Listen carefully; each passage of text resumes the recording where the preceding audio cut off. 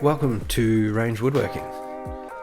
So, I enjoy Biltong, but sometimes cutting the strips can get a bit sketchy, even with a good sharp knife.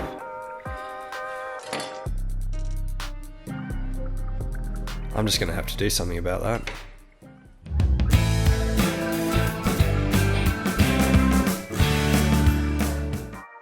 So for those who don't know, Biltong is a dried cured meat that's dried in strips. But as you saw, cutting those strips it can be hard work.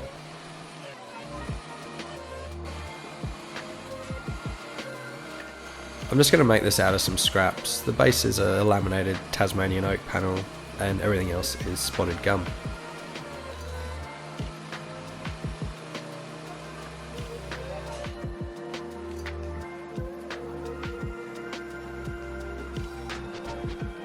Once thicknessed, I have a quick tidy up with the dust extractor before sticking two pieces of spotted gum together with double-sided tape.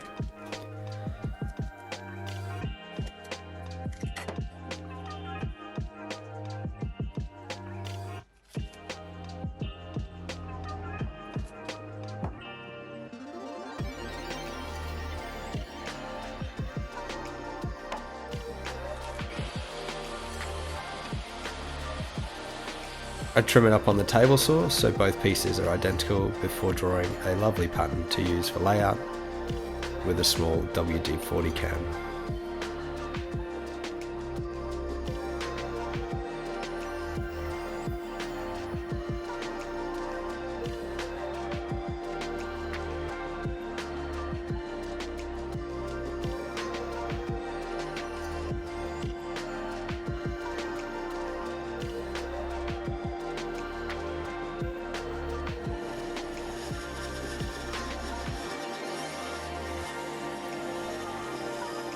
I rough cut outside of my lines on my grossly underpowered and low quality bandsaw before sanding it to the lines.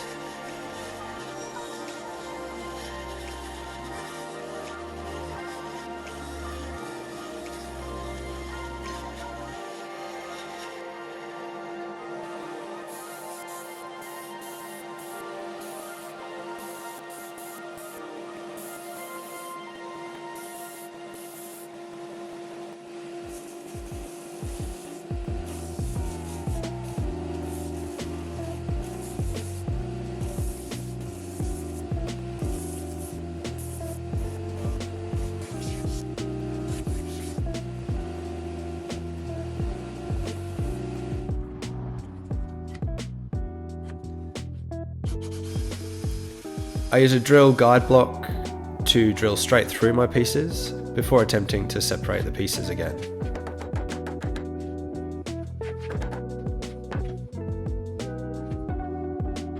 Futilely.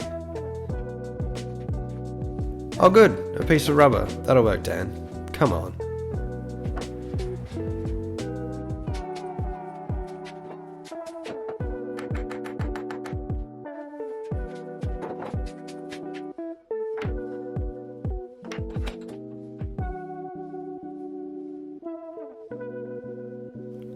Okay, once that's over, you can see the general idea of what I'm trying to do.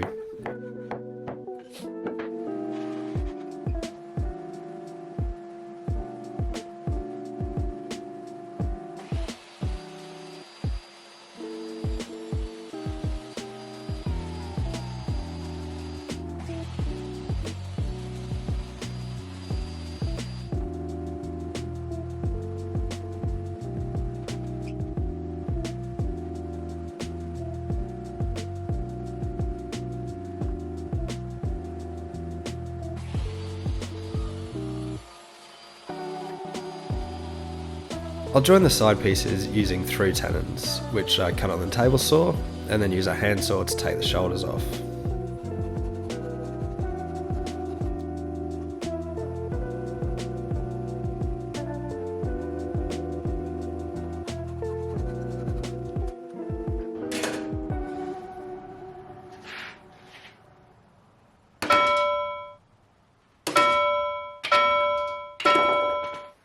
Now, I know what you're thinking, how many takes did it take for me to get all four? Truth is, I actually got it first time off camera, and then about 3 more takes when I decided to actually film it. And then I'll tidy up the shoulders with a chisel.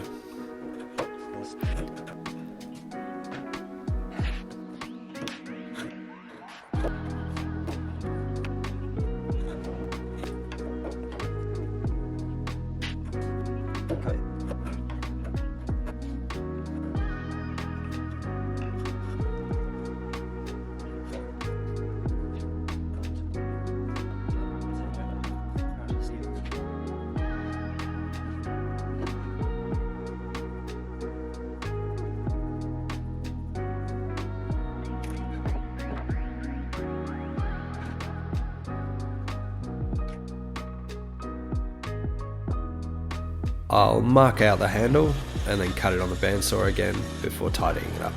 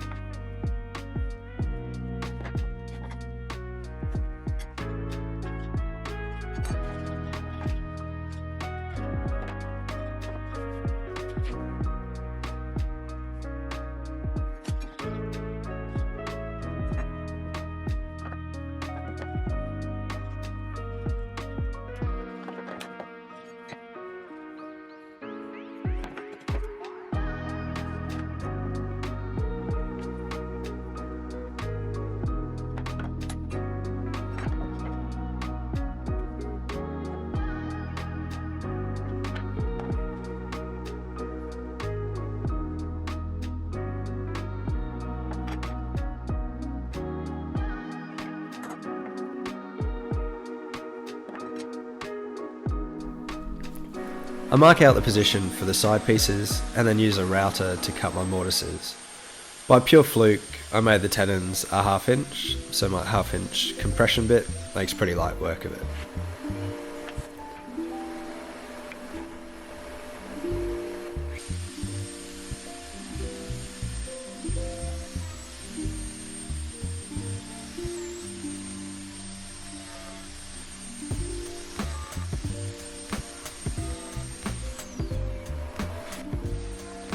On the theme of routers, I use my router table to put a round over on the handle, and then my palm router for a small round over on the side pieces. Round over.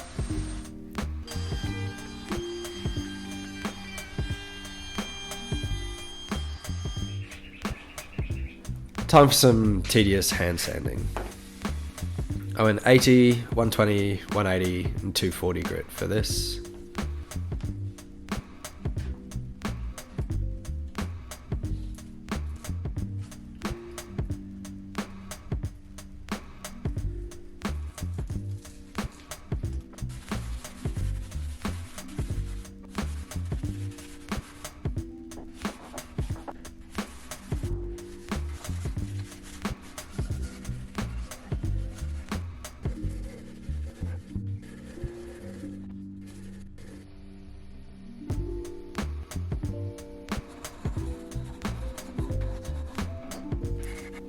And finish up in a nice power sanding stance.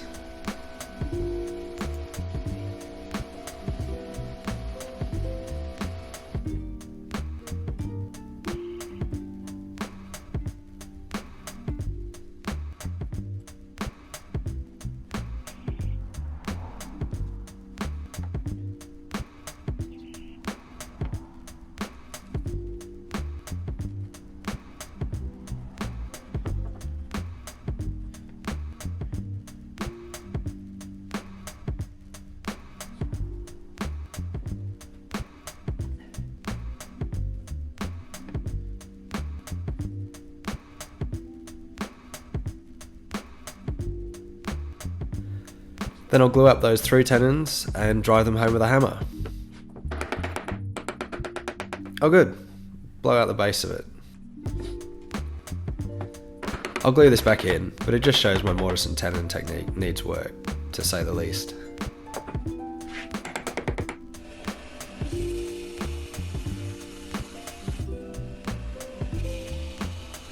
This plane iron has met a few nails in its day, so I'm going to give it a quick rough and ready reprofile at 25 degrees on the belt sander. And then I'd better hike those pants up to lift this piece of stone benchtop that I've repurposed into a sharpening station.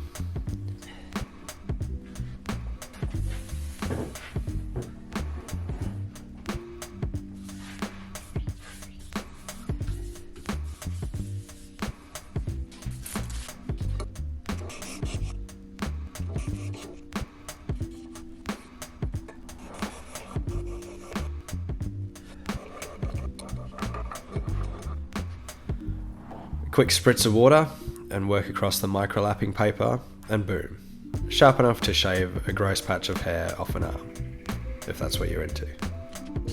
Using a gum offcut trimmed into a stick, I work my way through the dowel plate, using a pencil sharpener to help, until I have a nice tidy 8mm dowel.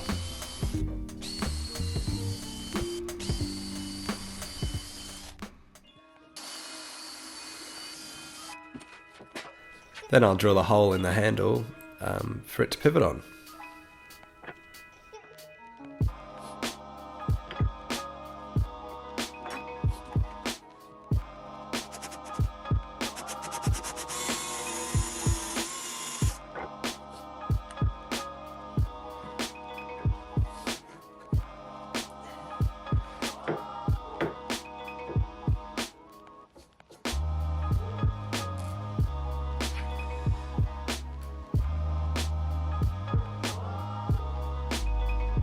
Now, because I'm flying by the seat of my pants here, the hardware I have is probably too small for the plane iron. So I have to make my own washer by supergluing 2 washers together. Pretty high tech, I know.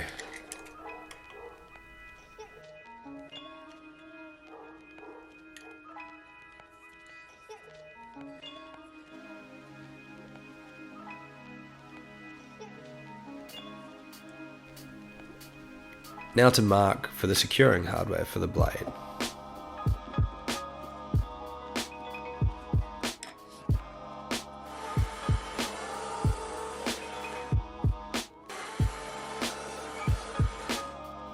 Well, until my bit got well and truly stuck.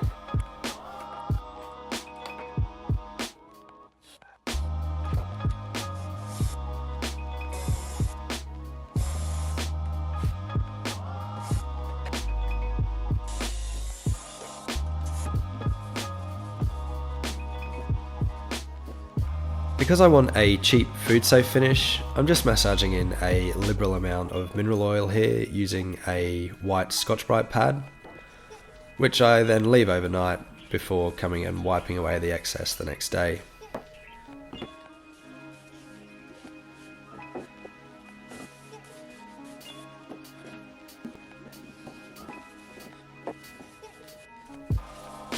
Then I'll apply a 50-50 mix of mineral oil and beeswax, and then buff that off also.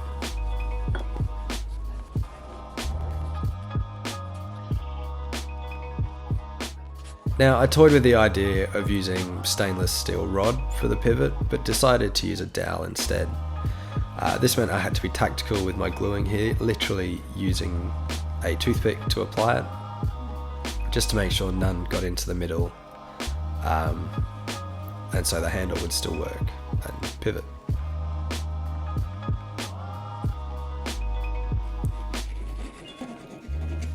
Flush trim that excess dowel and then give it the satisfying chisel treatment. Then it'll be time to take it for a spin.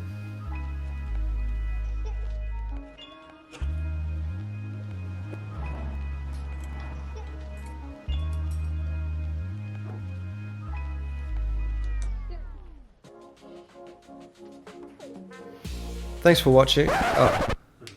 Oh, the blade's just moving. Okay, back to the drawing board.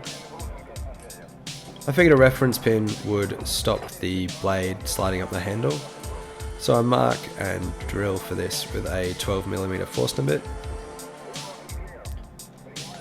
And then off camera I knock up an oak dowel to suit, cut it and glue it into place.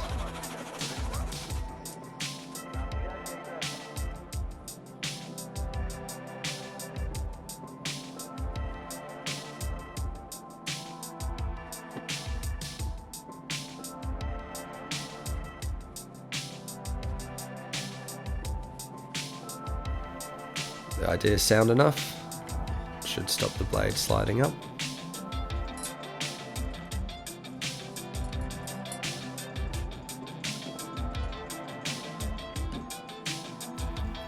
Okay, the Mark II chopper, let's go. Oh, come on. Now the blade's just pivoting.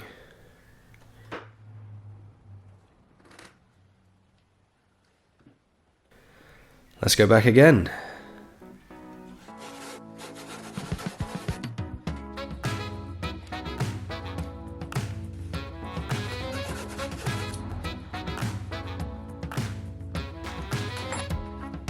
This time I thought some parallel guides would offer enough support to stop this pivoting.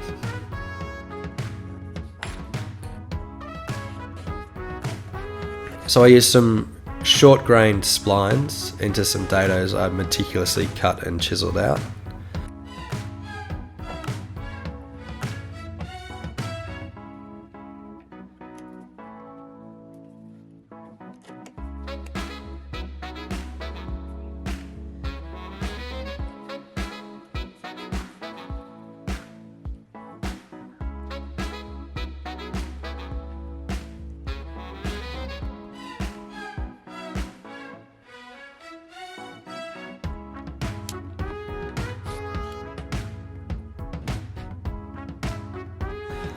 Then I'll glue and clamp these in place overnight, because I just need to get away from this for a minute. Alright, third time's a charm, grand reveal. The Mark III Biltong chopper actually works. Okay. As usual, if I was going to make this moving forwards, I'd probably just recess the whole blade into the handle to prevent the need for the splines. But this works, so I hope you've enjoyed this video. If you have, please consider liking and subscribing. Until next time, take it easy.